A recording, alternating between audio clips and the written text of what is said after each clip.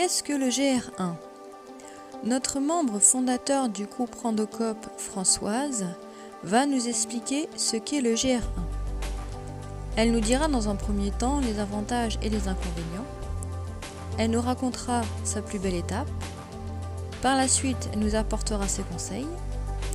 Et pour finir, ce que l'on pourrait éventuellement faire. En GR1, ce qui est chouette, c'est qu'on fait tout le tour de l'Île-de-France globalement, et on fait toutes les régions différentes. Enfin, on part de Paris et on traverse toute l'Île-de-France, autant le 75, 78, enfin tout. Après, ça commence à faire un peu loin pour nous, on habite dans le 78, et d'aller au fin fond du 77, c'est moins rigolo. De faire autant de voitures pour marcher 10-15 km, voilà, mais c'est chouette de pouvoir traverser tout l'Île-de-France à pied. Et ils ont bien aménagé les parcours en plus, parce qu'on fait, comme je l'ai dit, on fait autant de villes que de champs, que de forêts et tout, et c'est bien indiqué. Et on a de la chance d'être en France et pouvoir faire autant de chemins, pas très loin au final. Et ça dépayse vraiment beaucoup. Enfin, tout le tour, on a le Vexin pas loin, on a la vallée de Chevreuse aussi, on est franchement, on a beaucoup de chance d'être en Île-de-France, autant pour être au centre-ville qu'en pleine campagne. C'est ça que j'aime bien. Ouais, mais du coup, c'est aussi accessible en transport, il n'y a pas que la voiture. Oui, j'avoue, je pense tout le temps à la voiture. Mais oui, après, tout est faisable aussi en transport.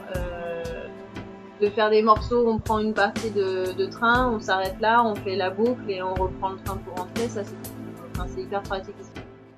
Quelle est ta plus belle étape? Moi, franchement, c'était le début, parce qu'on part de Paris et on traverse tout Paris. Saint-Cloud, on a fini dans le parc de Saint-Cloud, et franchement c'était chouette parce qu'on part d'une ville et on atterrit dans un parc, et moi j'ai bien aimé ce passage-là. Pas mal vallonné, enfin Saint-Cloud c'est un peu c'est vachement vallonné, mais c'est rigolo. Il y a un super point de vue aussi dans le parc, on voit une belle vue sur Paris, et franchement c'est vrai. Ce qui est bien, c'est différents types de rando en tant que ville, campagne, forêt, parc. Donc faut se chausser différemment, faut être autant en basket qu'en chaussures de rando. Et le petit plus, c'était de faire les randos avec un chien, parce que quand on se retrouve de nuit, on est content d'avoir le petit chien qui fait le guide, parce qu'on ne voit rien, on est dans la gadoue, dans le noir complet, dans la pleine forêt, et franchement Ola, mais merci Ola, notre guide. Et si t'as envie de faire une rando sur le parcours du GR1, pourquoi pas, si t'as envie de faire une rando sur plusieurs jours, forcément tu vas marcher dans la nuit, à un moment donné.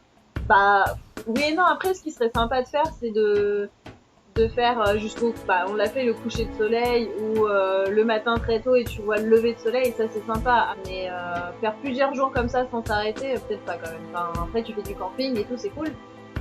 Mais ouais, de faire des petits morceaux, soit la nuit, soit le matin, ou... Ouais, donc tu te les conseilles de rando la nuit. Non, je déconseille pas. Par contre, faudrait peut-être pas enchaîner journée et nuit d'affilée, quoi. Ça fait trop. Je pense que ça fait trop. Mais non, les randos la nuit, pourquoi pas.